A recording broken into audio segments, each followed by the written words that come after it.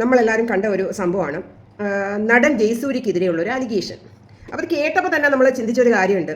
അപ്പോൾ അവർ ആ ഒരു വീഡിയോയിൽ പറയുന്നുണ്ട്, അവർ തൊടുപുഴ എന്ന ആ ഒരു സെറ്റിൽ ചെല്ലുന്ന ഫസ്റ്റ് ഡേ ആണ് ഈ സംഭവം നടക്കുന്നത്.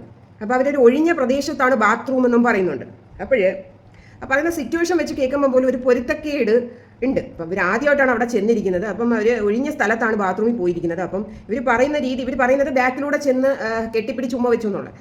അപ്പോൾ അതിൽ തന്നെ പലരും താഴെ കമൻറ്റ് ഇട്ടിരുന്നു. അപ്പോൾ എന്താ ജയസൂര്യ എന്താ നേരത്തെ കൂടി അവിടെ ഒളിച്ചിരുന്നു, ഇങ്ങനെയൊക്കെയുള്ള ഒരുപാട് ക്വസ്റ്റ്യൻസ് കമൻ്റായിട്ട് താഴെ വന്നിട്ടുണ്ടായിരുന്നു. അപ്പം ഞാൻ ഇന്നൊരു വീഡിയോ കാണാനിടയായി. അപ്പം നമുക്ക് അതിനകത്ത് കുറച്ച് ആ വീഡിയോ ഒന്ന് നമുക്ക് വാച്ച് ചെയ്യാം എന്താണെന്നുള്ളത്. 1-2-3 പേര് ആരോപണമായിട്ട് വന്നിട്ടുണ്ടായിരുന്നു. അതിൽ ഒരു വ്യക്തിയാണ് ഈ പറയുന്ന സോണിയ മൽഹാർ. ജയസൂര്യ മോശമായിട്ട് പെരുമാറിയെന്നുള്ള ആരോപണമായിട്ട് സോണിയ മൽഹാർ മുന്നോട്ട് വന്നിട്ടുണ്ട്. അപ്പൊ അവരുടെ റിയൽ നെയിം ബിന്ദു എങ്ങാണ്ട് എന്നാണ്. അതിലോട്ടൊന്നും ഞാൻ പോകുന്നില്ല. ഒരു ഗുമ്മിന് വേണ്ടി ചിലപ്പോൾ പേര് മാറ്റിയിരിക്കും സോണിയ മൽഹാർ. കേൾക്കുമ്പോൾ തന്നെ ഒരു ഗുമ്മുണ്ട്, നല്ലതാണ്. നമുക്ക് ഒരു ഗുമ്മുള്ള പേര്, സ്വന്തം അപ്പനമ്മ കേട്ട പേര് പിടിച്ചില്ലെങ്കിൽ കുറച്ച് ദിവസം ഓരോരുത്തർ ഇഷ്ടം. നിബന്ധിയെ സോണിയ മൽഹാർ, സോണിയ നല്ല പേരാ, കൊള്ളാം, കേട്ടിരിക്കാനൊക്കെ കൊള്ളാം. ഇപ്പൊ വിഷയത്തിലോട്ട് വീണ്ടും വരാം. സോണിയ മൽഹാർ ഒരിക്കൽ വന്ന് ന്യൂസിലിരുന്ന് പറഞ്ഞു, അവിടെ ഇവിടെയും തൊടാതെ സിറ്റുവേഷൻ എല്ലാം പറഞ്ഞ് എവിടെ നടന്ന ഷൂട്ടിംഗ് ആണെന്ന് ഉൾപ്പെടെയുള്ള രീതിയിൽ പറഞ്ഞു വെച്ചിട്ട് അവസാനം മുങ്ങി. ആരും പേരും അറിയില്ല. അങ്ങനെ എന്ത് ചെയ്ത് ട്രോളന്മാരും നാട്ടുകാരെല്ലാം കൂടി കുത്തിപ്പറകി പൊക്കിയെടുത്തോണ്ട് ജയസൂര്യാണെന്ന് പറഞ്ഞ് മുന്നിൽ കൊണ്ട് അങ്ങ് നിർത്തി തന്നപ്പം പറയണം, ഇതല്ല ജയസൂര്യ അല്ല, ഞാൻ പറഞ്ഞത് ജയസൂര്യേ അല്ല എന്ന് പറഞ്ഞ് സോണിയ മൽഹാർ കൈ മലർത്തിയപ്പോൾ എന്ത് ചെയ്ത് നാട്ടുകാരെല്ലാം കൂടി വീണ്ടും എടുത്ത് പൊങ്കാലായിട്ട് ഈ പറയുന്ന സോണിയ ചേച്ചിയെ പൊങ്കാലായിട്ടാണ് സോണിയ ചേച്ചി എന്ത് ചെയ്ത് വീണ്ടും മലക്കാൻ പറഞ്ഞു ജയസൂര്യ തന്നെ എന്ന് ഉറപ്പിച്ചു. അപ്പോഴേ നമ്മൾ ഒരു വ്യക്തിക്കെതിരെ ഒരു ആരോപണം വയ്ക്കുമ്പോൾ ഒന്നുമില്ലെങ്കിൽ ആ ഒരു നിലപാടിൽ ഉറച്ചു നിൽക്കണം. ഇതൊരുമാതിരി അങ്ങോട്ടും ചാടി ഇങ്ങോട്ടും ചാടി അതൊരു പൊരുത്തമില്ലല്ലോ. കേൾക്കുന്ന ഈ മനുഷ്യർ, ഈ പ്രേക്ഷകരെന്ന് പറയുന്ന നല്ല ബുദ്ധിശാലികളാണ്. അവർക്കെല്ലാം കേൾക്കുമ്പോൾ മനസ്സിലാവും. എല്ലാ കാലവും എല്ലാവരെയും നമുക്ക് പറ്റിക്കാൻ പറ്റത്തില്ല. സത്യം എന്നത്, അതായത് സത്യം പുറത്തു വരാൻ കുറച്ച് താമസിക്കും. പക്ഷേ എത്ര കള്ളങ്ങൾ വെച്ച് മൂടിക്കെട്ടിയാലും ആ സത്യം ഒരു നാൾ പുറത്തു വരും. എന്നുള്ള സാധനം ഞാനൊരു സംശയത്തിന്റെ മുൾമുനയിൽ അവരെ കിട്ടും. അങ്ങനെ ഇരിക്കുകയാണ് ഈ പറയുന്ന സോണിയ മൽഹാറിനെതിരെ മറ്റൊരു യുവതി കേസുമായിട്ട് മുന്നോട്ട് വരുന്ന ന്യൂസ് ഞാനിപ്പോൾ അറിഞ്ഞത്. അതറിഞ്ഞപ്പോൾ വീണ്ടും എന്നെ പറഞ്ഞു, സത്യം പറഞ്ഞാൽ നുണപരിശോധന നടത്തണം. അപ്പോൾ വിഷയത്തിലോട്ട് വരും മുന്നേ സോണിയ മൽഹാറിന്റെ ക്ലിപ്പ് നമുക്ക് കാണാം.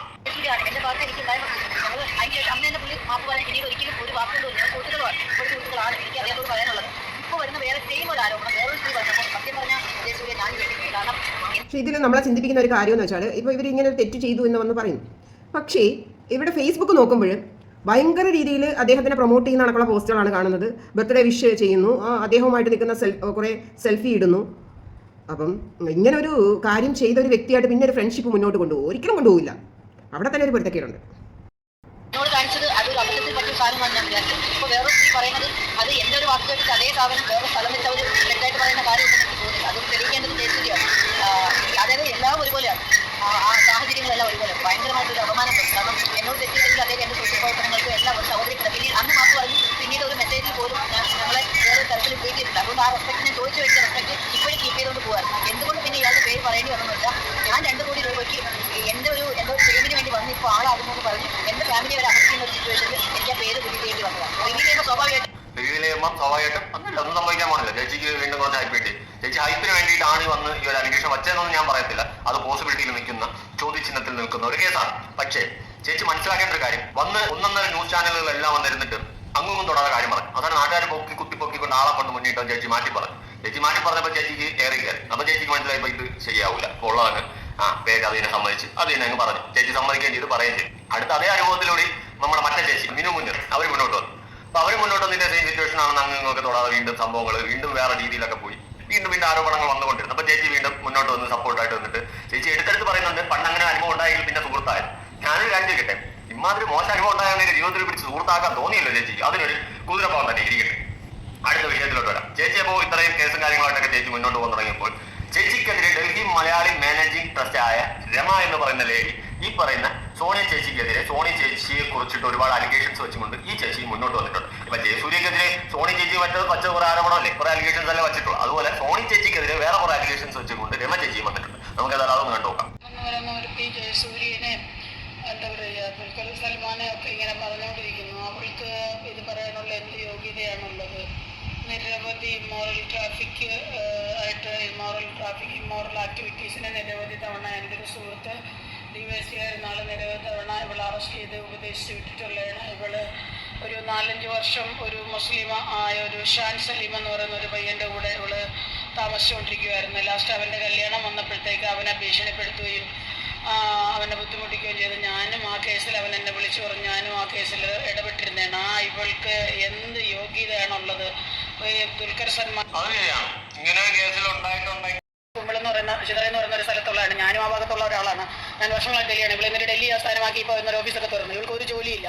ഇവൾ ട്രിവാൻഡ്രത്ത് വലിയ ഫ്ലാറ്റ് എടുത്താണ് താമസിക്കുന്നത്. അപ്പോൾ ഇവൾക്ക് എവിടെ നിന്ന് ആ പൈസ വരുന്നത്? ഇവൾക്ക് എന്താണ് ഇവളുടെ വരുമാനം? ഇവളുടെ വരുമാനത്തിൻ്റെ സ്രോതസ് ഇവളിപ്പോൾ ഡോക്ടർ സോണിയ മൈഹാർ എന്ന് പറഞ്ഞു വെച്ചേക്കുന്ന ആ ഡോക്ടർ എന്ന് പറയുന്നത് അത് എവിടെ നിന്ന് കിട്ടി? ഇതിനെക്കുറിച്ചെല്ലാം പ്രത്യേകമായിട്ടൊരു അന്വേഷണം നടത്തേണ്ടതാണ്.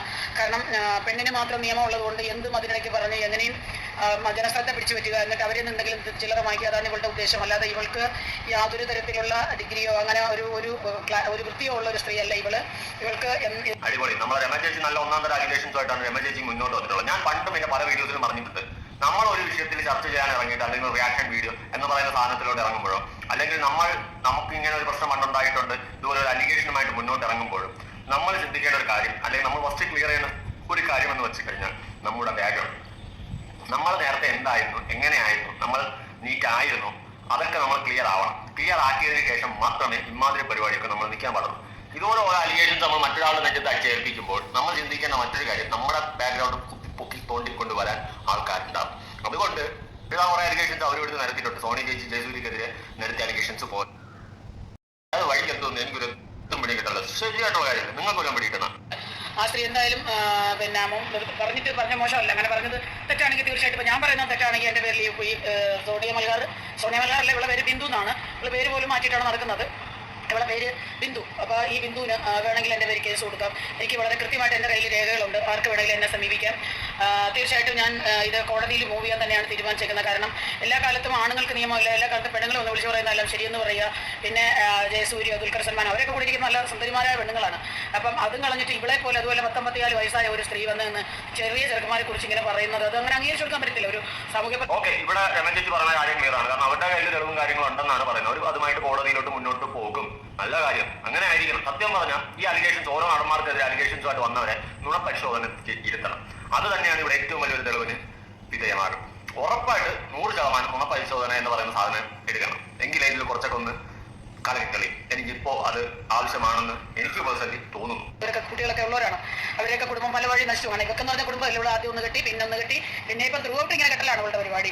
ഇവളെ അങ്ങോട്ടൊന്നും പിടിച്ച് കാണത്തില്ല. ഇവളെ ചിലപ്പോൾ അങ്ങോട്ട് നിന്ന് അവരെ പിടിച്ച് കാണും. അല്ലാതെ ഇവിടെ അങ്ങോട്ടൊന്നും പിടിച്ചത് ഞാൻ വിശ്വസിക്കുന്നില്ല. എനിക്ക് അവളെ അടുത്തറിയാവുന്ന ഒരാളെന്ന നിലയിൽ ട്രിവാൻഡ്രത്ത് തന്നെ ഞാൻ ഹോട്ടലിൽ പലതവണ എന്ത് കാര്യത്തിന് ഒരുപാട് അലിഗേഷൻസ് പറയുന്നുണ്ട് സോണിയ മൽഹാറിനെ പറ്റിയിട്ട്. എന്തായാലും നിയമപരമായി അവർ മുന്നോട്ടാണ്. അത് തെളിയിക്കണം. അവർക്കെതിരെയും തക്കതായ നടപടി എടുക്കണം. കാരണം നാളെ ജനുവിനായിട്ടൊരു കേസ് വന്നാൽ നമ്മൾ അപ്പോഴും പറയും ചിലപ്പോൾ അതുപോലെ അന്നത്തെ പോലെ ഉടായ്പായിരിക്കും എന്നുള്ള പറച്ചില്. സത്യം, മനഃപൂർവ്വം ഒരാൾക്കെതിരെ കെട്ടിച്ചമച്ചതാണെങ്കിൽ, ആണെന്ന് പറയുന്നില്ല, അങ്ങനെയാണെങ്കിൽ അത് ബുദ്ധിമുട്ടായി മാറും. എന്ന് വെച്ചാൽ യഥാർത്ഥം ഇപ്പം സംഭവിച്ച അല്ലെങ്കിൽ ഇരയായ ഒരു വ്യക്തി വന്ന് ഇതേപോലെ മീഡിയയിൽ പറയുമ്പോൾ ജനം വിശ്വസിക്കത്തില്ല. ജനം പറയാം ഇത് അതുപോലെ ആയിരിക്കും, കെട്ടിച്ചമച്ച കഥയായിരിക്കും എന്ന് പറയും. അപ്പോൾ ഇതിനൊക്കെ എന്തായാലും ഒരു അന്വേഷണം വരും. നമുക്ക് കാത്തിരുന്ന് കാണാം എന്താണ് സത്യാവസ്ഥയെന്ന് നമുക്ക് കാണാം.